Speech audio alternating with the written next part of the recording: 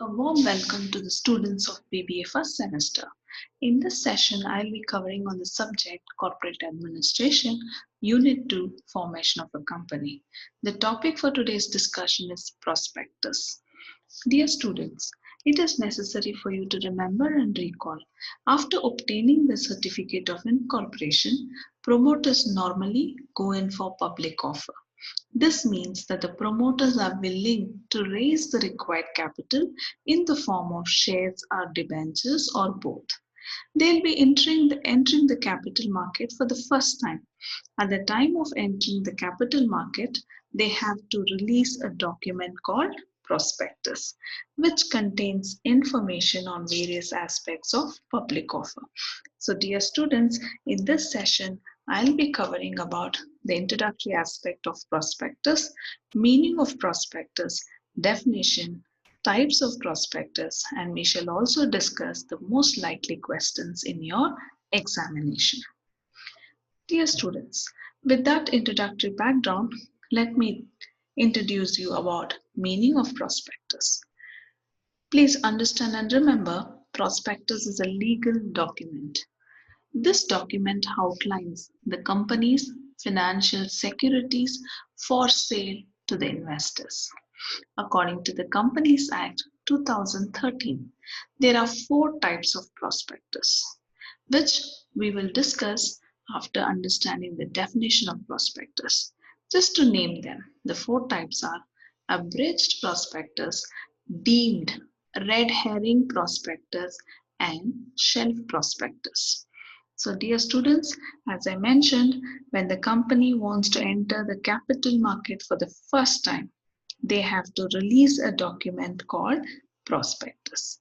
So, hence, according to section of Companies Act 2013, the section is 2 subsection 70.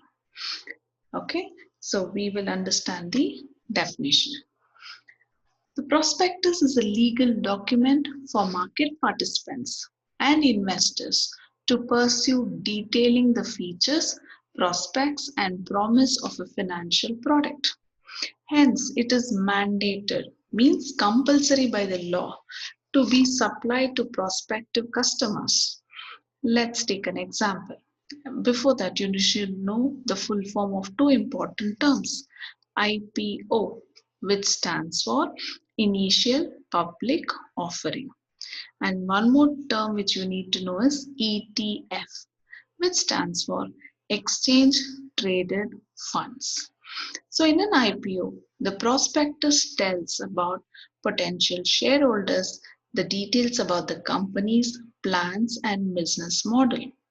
For insurance and investment fund customers, a prospectus lists out the objective of the product, inclusions and exclusions, fees, and so on. For an ETF is exchange traded funds.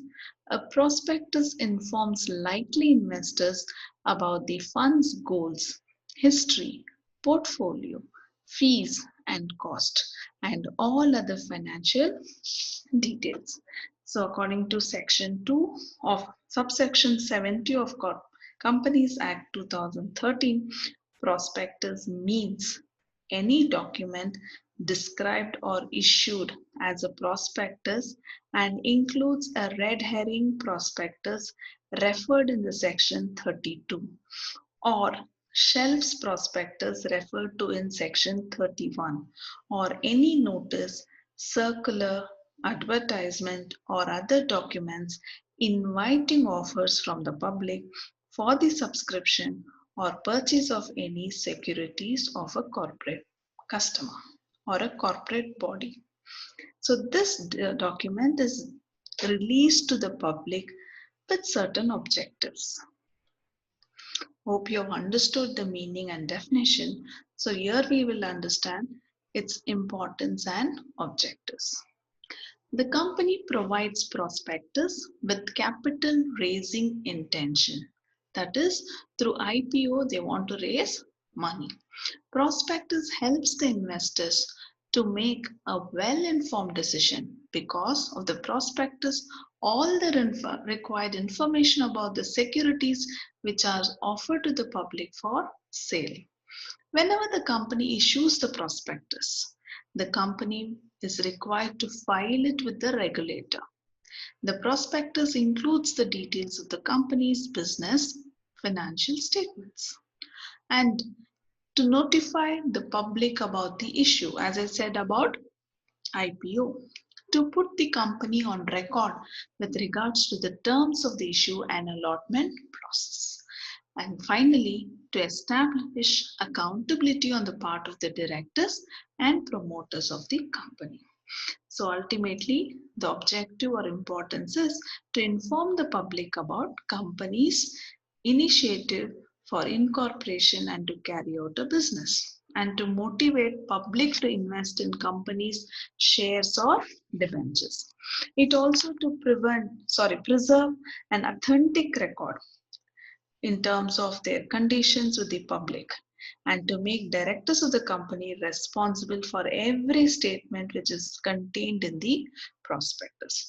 Therefore, prospectus is a statutory document, means compulsory document issued by a company at the time of entering capital market for public subscription.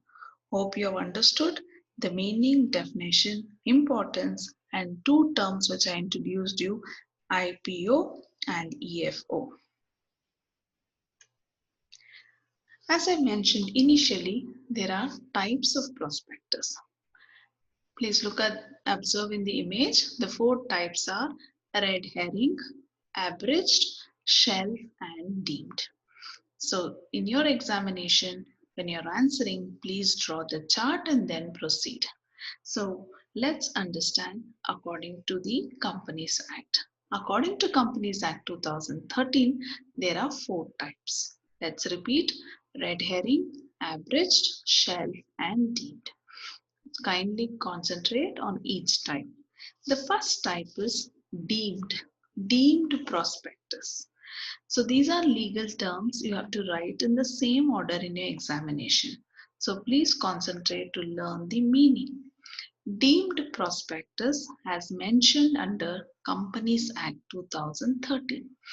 So remember the section, it is 25 subsection 1.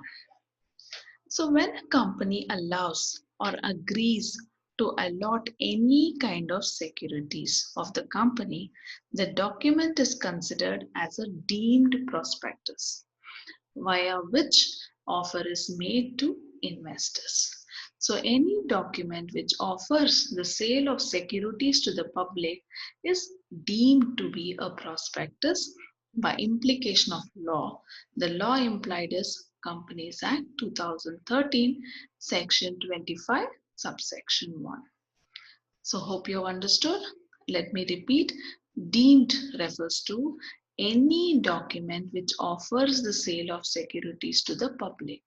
Then it is deemed to be as a prospectus. Let's understand the second type, which is red herring. Red herring prospectus does not contain all the information about the prices of securities offered and the number of securities to be issued. So according to the Companies Act 2013, a firm should issue this prospectus to the registrar at least 3 before the opening of the offer and subscription list. So such an prospectus is referred as red herring. So please concentrate, which does not contain all the details about prices as well as number of securities. Then such a prospectus is referred as red herring. Let's move on to understand the other two types. The next type is shelf. Shelf prospectus is stated under section 31 of the Companies Act. Shelf prospectus is issued when a company or any public financial institutions offer one or more securities to the public. A company shall provide a validity period of the prospectus, which should not be more than 1 year. The validity period starts with the commencement of the first offer. There is no need for a prospectus on further offers. The organization must provide an information memorandum when filing the shelf prospectus.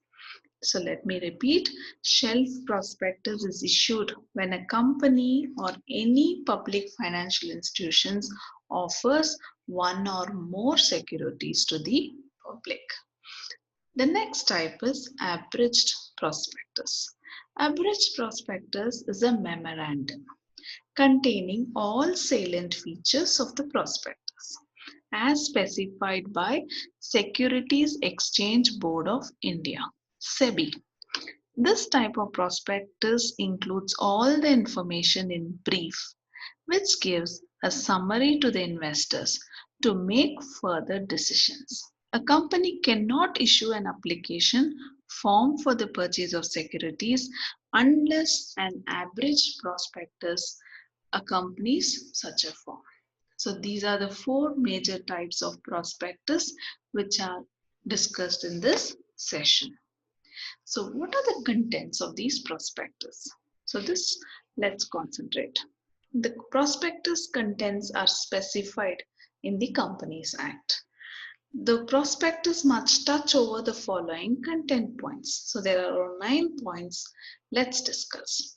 The first content is details of the company, such as name, registered office address, and objects, and details of signatories to the memorandum and their shareholding particulars, details of the directors, details of shares offered and the class of issue as well as voting rights. As you know, only for equity shares there are voting rights. Next, the fifth content is minimum subscription amount. Sixth, amount payable on application, amount payable on allotment and on other or further calls.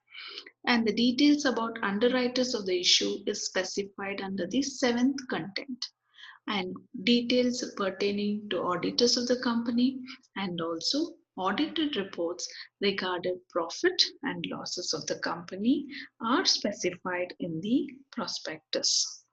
Hence, in this session, we have discussed and understood the meaning, definition, four types of prospectus, and of importance, we also understood the contents of prospectus. Dear students, hope this session has helped you in understanding in detail about prospectus. Now, what is the outcome of this e-content learning? You'll be able to answer the most likely questions in your examination, such as for section A, you can expect a question about give the meaning of prospectus. And you can also expect a question give the definition of prospectus. Whenever you write the definition, do not forget to write about the section and the subsection. So you will be writing it as prospectus is defined in the Companies Act 2013 under section 2 subsection 70. Okay, and next you'll be able to answer section B questions. Explain the various types of prospectus. Please do draw the chart about the types and proceed with explanation. You might expect another question, explain the contents of prospectus. Hope this video has helped you in understanding the concept. Thank you all.